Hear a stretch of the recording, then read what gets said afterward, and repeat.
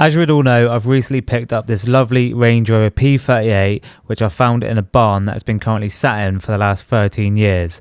I am going to be doing a full series on this on my YouTube channel, where I'll be doing a detail on it, I'll be doing all the mechanical work, and I'll be seeing exactly what's needed to get it back on the road again.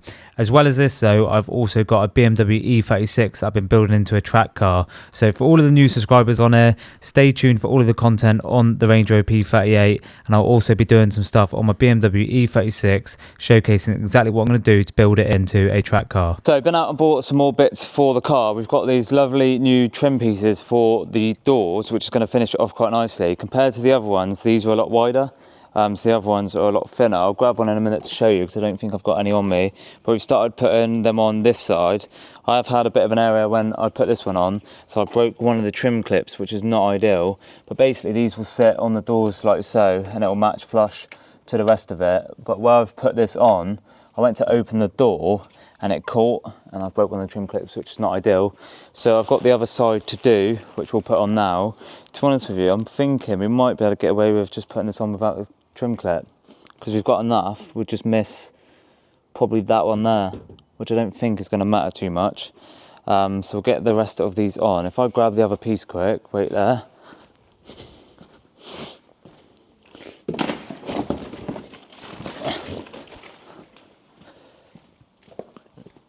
Ta-da! So this is the original ones, and this is the new ones. It's a mad difference, isn't it, when you think about it? So this obviously makes it look like the M3 style setup, but if you compare that to that, it's literally like double the width, which is mad. It just finishes it off a lot better. So we'll get these fitted up today, and then we're going to do a little service on the car, just because I'm going to keep this engine for a minute, so I want it to be tip top. So it's time to get the BMW E36 all serviced up. The ideal case is to put a different engine in this car, hopefully a 2.8 or something like that, but at the minute we just can't find one. I haven't got the time to source one, but for now we're going to give this engine a good service, as it hasn't been serviced in God knows how long. So I've just been to Motor Parts Direct in Exeter to get a load of bits. I've got oil filter, fuel filter, I've got the air filter, I've got oil, I've got coolant and all that sort of stuff. So the plan is just to get it fully serviced today. I've never serviced a car, I've got no experience doing it at all, but we're going to send it on and hope for the best. I've also brought some engine flush to give the oil a good clean out before I put the fresh oil in, as there's a lot of deposits in the engine. It's all like quite slodgy and stuff, so I want to make sure the engine is fully clean before I put the new oil in. But other than that, I think let's just send it on, see how we get on, and hope for the best. What we've got to do first is jack up the car so we can get access to the sump plug, so we can drain all the oil out properly. But with this, it needs to be run for 20 minutes or so with this in it. And then the engine can be flushed out properly. So yeah, let's crack on with the car, get it all serviced, and let's get it running a lot better than what she currently is. So car is all jacked up, managed to jack it up enough just to get the sump plug unscrewed, and then we can drain all the oil out. I've just left it running for a minute because you've got to leave it running up to temperature and then put this stuff in. So we'll quickly switch it off and then we'll get this stuff sent on in. I'm pretty sure that should be up to temperature now, but the car for some reason does not sound right.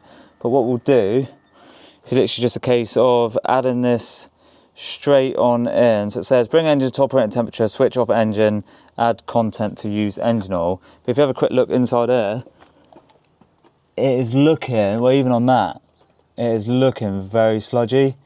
So what we'll do, we'll just add this on in, try not to spill anywhere. Get some of that in there.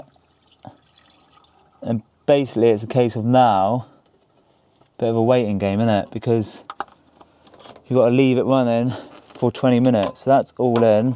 We'll get it running again. Get it running again. And I think it's literally just a case of leave it for 20 minutes now. So start engine, idle for 20 minutes. While engine is still warm, drain the crankcase, change oil filter and oil. So content treats from 3 to 6 litres of oil. Use at every oil change. But if you can hear, the engine's not idling right. So maybe it needs a service after all. It's probably going to do it a favour giving it a good service. So we'll leave this for 20 minutes. So that'll give us till 10 to 4. You hear that? It's like not idling quite right, is it? So we'll leave it 20 minutes and we'll hope for the best. And we'll start getting all the oil filtered through and get the oil filters changed. So I've left the engine to run, just let it cool down for a little bit before we take the oil out.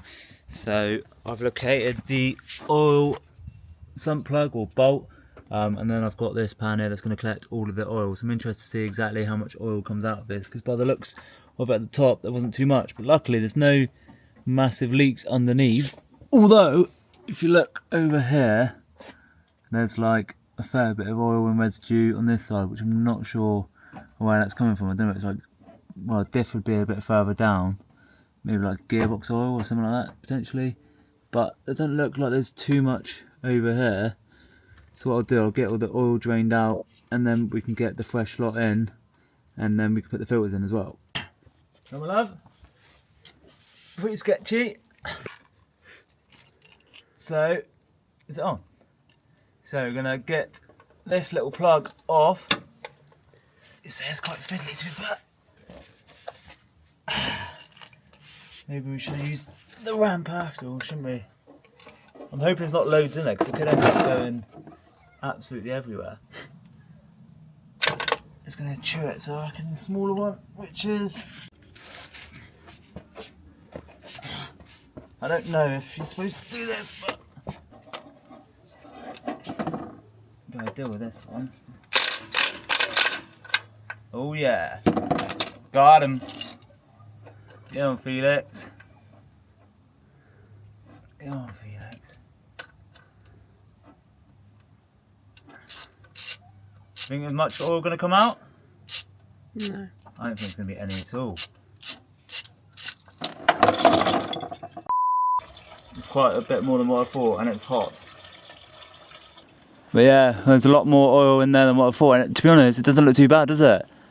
It actually looks fairly clean. Well, as clean as old oil is, but I'm glad it wasn't any hotter, because it's gone all over my hand. Because we had to leave it running, so the thing is, yeah, we're going to need something to fucking mop this up. Because that is not good. Move the bucket. That is not good. Let's find some sand. Right, so the oil is now all drained out. Admittedly, I've made an absolute hash of it. I wasn't expecting there to be much oil in it, but a fair amount come out. I'm pretty sure there's got to be about 5 to 6 litres. Probably the whole lot of oil has now been drained, which is mad.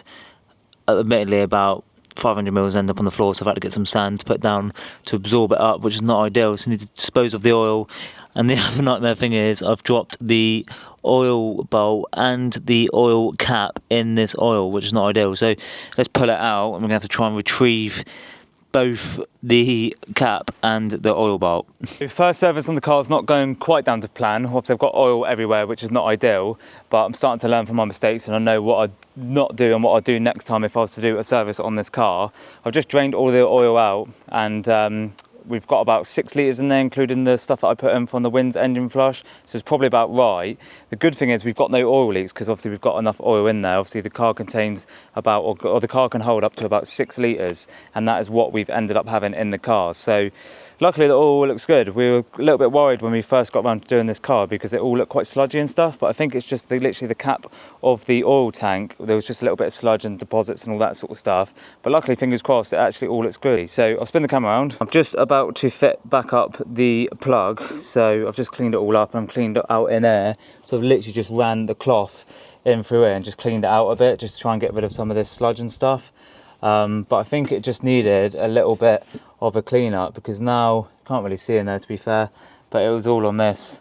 It was just literally the top bit. So I've retrieved the plug from the oil pan, so that's now out. Gave it a little clean up.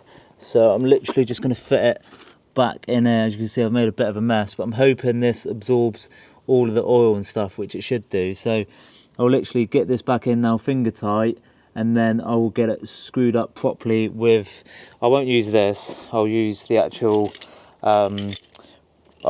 socket and stuff, and I'll just tighten it up by hand, because that's going to be far too aggressive, and I do not want to cross thread the oil sump bolt, because that could be an absolute nightmare. So let's get this hand tightened up, get it tightened up again with this, and then let's send some oil in there. But before I do that, I need to take the oil filter out before I forget. So I've got the 13 mm. I'm gonna take this out, because I don't know whether you need to take this out first. So let's just grab the bits I need for that. And then what I'll do then, I'll tighten up the oil sump plug properly, because I don't know whether there's going to be much oil in there. So let's get this off. Oh, as you can tell, I clearly have no idea what I'm doing, but it's all part of this. As I always say, send it on and hope for the best. But what I'm thinking of doing is, whilst the sump plug's out, I'll leave it off. I'll tell you what, it's bloody hot. I can hear it already. So if we can hear, yeah, there you go. There's more oil coming out. So it's a good job I've done that, to be fair, because there's probably loads of oil in this, which obviously, by the looks of it, it's not too much, but the more we can drain out, the better, because then there's obviously fresh oil running around the car. So I need to put that somewhere in a sec. But yeah, that's got a good shout. Glad I remembered that, because like I say, we've got even more oil draining out the oil filter reservoir. So wait for that to drain out, and then we can get the fresh filter in. This is the state of the oil filter. I have no idea what it should look like. I don't know whether that looks good, I don't know whether that looks bad, but obviously we've got a fresh one to go in, which will look like this. So here is the fresh oil filter, all supplied by Motor Parts Direct in Exeter. So this is the filter of choice. We've got a Bosch filter. Compared to this old one, I have no idea when the car was last serviced. It was probably a good few years ago, so it's definitely going to benefit having all new filters and all new oil in there. So next up in the box for the oil filter, we've got the series of O-rings. We've got we've got two. So we've got two O-rings there, and then we've got a tiny little black one, and then we've got a larger rubber O-ring slash seal. So the larger one will go in the actual cap of the oil filter housing. So you see there, we'll replace that black one for something a little bit newer. And then on the thread of the bolt, we've got a little black O-ring on the end. Let's see if it will focus. Probably not, but you can just about see there's a little black O-ring over there towards the right. And then here we have got another O-ring just at the top, but by the looks of it, we have two. So maybe one of them is for the oil sump bolt. I'm not too sure. I'll have to just double check before I put the oil sump bolt on. I presume it probably is. So we'll get them replaced, and then we can get the new filter in, and then we can start filling up the new lot of oil. So oil filter can go back in, so I presume just send it on in there, something like that. Well, that looks a little bit too big, but hopefully, is that too big or what? They both look about the same. Let's try it quick. Looks almost too big though. No, looks alright, to be fair. So I presume that goes on there. He says that goes on there.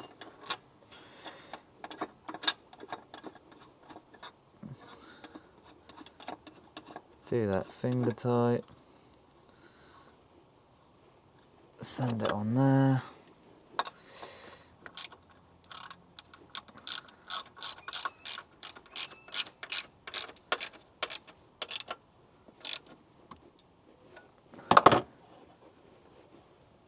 All looks good to me, he says. So that's the oil filter in. Just do it fair tight. So I've replaced two washers on them, on the thread. Washer slash rubber O-ring on the housing, and then obviously put a new oil filter in. So that is all done. We'll get the sump plug back in. We'll get that done now, and then we can obviously top it up with some fresh oil. Oil filters in, all sump plugs in, all the new washers done. Now it's just time to get the oil in. So we have the oil here of question. I'm literally, gonna send this on in. Got 5 litres, I think it takes about 6, but we'll just send in 5 for now. We can always top it up at a later point. So let's get some fresh oil in the E36, and let's get her all lubed up, boys. Let's get her in. Lovely stuff. She's being treated today, boys and girls. Oh yes. So I'm literally just going to pour the whole lot of this in there. And then we crack on with the fuel filter, the air filter, and we can do the spark plugs. I feel like this has taken far too long just to do a basic oil change, but I've definitely got an idea of exactly what to do and what not to do now. I've never done it before, so I'm bound to make some mistakes. I think the biggest mistake could have been disastrous if I left the car running for even longer and I drained the oil. I could have ended up with a very burnt hand. So that is a lesson learned. If I ever flush the oil again, be extra bloody cautious, because obviously the oil is going to be absolutely piping hot. And obviously just make sure that I'm cautious that there's going to be a lot more oil in there than what I first originally thought. For some reason me and Felix thought there was going to be no oil in there. But the engine, touch wood, hasn't really had any oil leaks, but we obviously thought there was no oil leaks because no oil in there. So yeah, quite glad about that. But that's the oil filter and that done. And now 5 litres of oil sent on in there. Let's get every last drop. Let's get our money's worth. That's the one. Lovely stuff. Just all in, all tight. That's all good to go. Just get the rest in. To be honest, now as well, we can get the car lowered and then we can do everything else, because nothing else needs to be jacked up for. So we just coolant.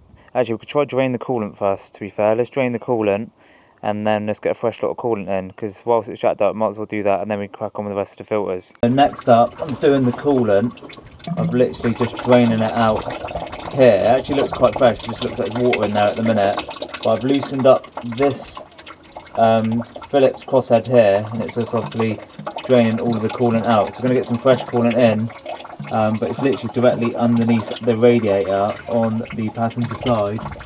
So I'm just going to wait for all this to drip on through, then we'll get some fresh lot in. So I could probably take this off fully to see if any more flows out, but it actually looks relatively clean, which is pretty mad. So wait until this is all dripped out and then we'll get some fresh coolant in there. We drained all of the coolant. I filled up this with water and just flushed it on through. So now the coolant is all out, so it's ready to put a new lot in. There wasn't actually any coolant in there, it was just water, so it'd be good to get some proper coolant in this car, and obviously it will help the engine perform a lot better. So yeah, let's get a new lot in, and then we can get all the rest of the filters done. So fresh lot of coolant is now in. I've used the Prestone coolant antifreeze. So I've done 50-50 dilution. So I've done half of this with half water, and as you can see, it's now got proper coolant in there. So before it just had water in there, and it actually looked relatively good. So we'll get all this back on. I probably overfilled it a little bit too much, to be fair, but we've got some fresh coolant in there. It was definitely smelling quite hot and stuff when I was leaving it running. So hopefully this will keep it a lot cooler as such. Well, that is the idea anyway, I suppose. So after doing a bit of research, I've realised the one I've got is wrong. I'm just looking at the box and it says X5 E70 up. So obviously this is a wrong air filter for the car. Obviously the cabin filter will be somewhere in there somewhere. The air filter doesn't actually look too bad, to be honest. I don't know how you would necessarily know if it's bad or not, but I need to get another one of them at some point, because that's obviously not the right one, so I have to send this one back. So I've done everything I can for today. I'm going to do the spark plugs and that a bit later on in this video. I'm just going to get the car running and that for now, just to make sure everything is all good before I do the fuel filter. Got to replace the air filter because obviously got the wrong one, and then I'll do the spark plugs. I need a few more tools for spark plugs, so I'm going to have to do this on a separate day. So although obviously I'll have the service finished in the same video, it's actually going to be finished on a different day, so it might look a little bit different compared to this, and obviously hopefully we'll have all the oil cleaned up by then. But let's get this fired up and let's see if she's running any better than what she was.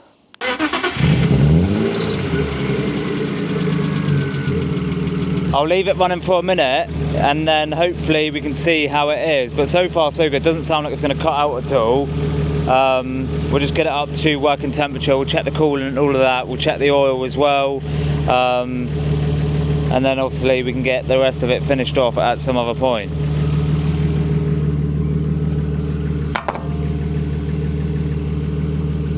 this morning I'm having the windscreen and the rear screen fitted properly to the car. It's been a long time coming, but all the paintwork's done, all the roof's done, so it's now time to get the windscreen and the rear screen fitted properly. Obviously having a new windscreen because the other one was cracked, managed to save the rear screen, which is ideal, but Hutch is coming today to get it all fitted up, and then hopefully we can start getting all the final bits done, and then we can get it through an MOT, and then obviously we can see if it passes or fails. It's going to fail, but then at least we know what needs to be done on it. So like I said, this is the original rear screen, which is fine, there's no cracks or anything like that. It just needs the rubber seals which we bought. I've actually had a bit of an issue with these because I've bought these from BMW, but I've noticed in the top corner there's a slight tear. So it should be one piece, but it's not. But I tell you what, exit BMW was a nightmare to get hold of, but at least that's here. We've also, like I said, just got to replace the front windscreen, which Hutch is doing this morning. So yeah, the other one was cracked and obviously had a stone chip in it to begin with. But once this windscreen's in, we can start actually concentrating on all the rest of the bits. There's a few just little bits I need to get, like the wing mirror cover there. I need to get some badges for the bonnet, some other little trim pieces and stuff, and then we can get it ready for its MOT. Because, like I said, what I'm going to do is just put it through an MOT, and then whatever comes up, we can obviously replace. But I've got a track day booked and I need to get it ready for that. But so far, so good. We'll come back later when the windscreen and the rear screen's fitted. Hopefully no issues. And then we can crack on with the next few bits on the car. Right, good news, the windscreen is all in. So it's all been fitted up and it's looking really good. So brand new screen. So it's all now watertight, which is ideal. Rear screen's in. They've managed to sort of super glue up this top bit where it's all sort of come apart, which is not ideal, but the glass just needs a good polish. But other than that, the car is literally nearly there. Like I said, just a few more bits left trim piece wise, but we are definitely getting there with the car, which is ideal. Like I said, we just need little bits like the bumper trims and wheel arch clips and all that sort of stuff. But the car is definitely starting to take shape, which is ideal. So the windscreen's finally been fitted on the E36. Managed to save the rear window as well, so that's all done. But as you can see, it's actually starting to look like a car now. So hopefully we'll get this ready for its first MOT soon, or its first MOT in the last couple of years. But it's actually starting to take shape. I'm actually starting to get somewhere with the E36. And as you can see behind me, I've just picked up some seats for it. As obviously I'm currently seatless, I want to try and get some bucket seats, but I'm leaving it last minute as always. We've actually got a track day booked at the end of August and I want to try and get this through its first MOT and take it on its first test track day. So I'll show you the seats, I'll show you around the car, just so you get a bit of update what's going on. As you can see, windscreen's all done, which is perfect. So we've got this nice sort of green tinted screen, which is ideal. Probably get like a sun strip and all that over this at some point soon, but obviously we have glass in the car. Managed to obviously save the rear window, which is ideal. It just needs a good polish and all that sort of stuff. He's managed to glue up the trims and stuff, which is obviously not ideal because he's brand new, but at least it's all completely watertight, other than these, which are not 100% watertight. But we're actually starting to look like a car now. So all that's really left is all the little fiddly bits now, like lining stuff up, getting some of these trim pieces on. Still undecided what I'm going to do about fog lights, if I'm going to go for fog lights or just get like the sort of plastic covers. But yeah, we obviously need all trim pieces because somehow all of this gone missing, even though I bought this all brand new, which is annoying. Obviously need to get some tyres because these are pretty shagged, should we say.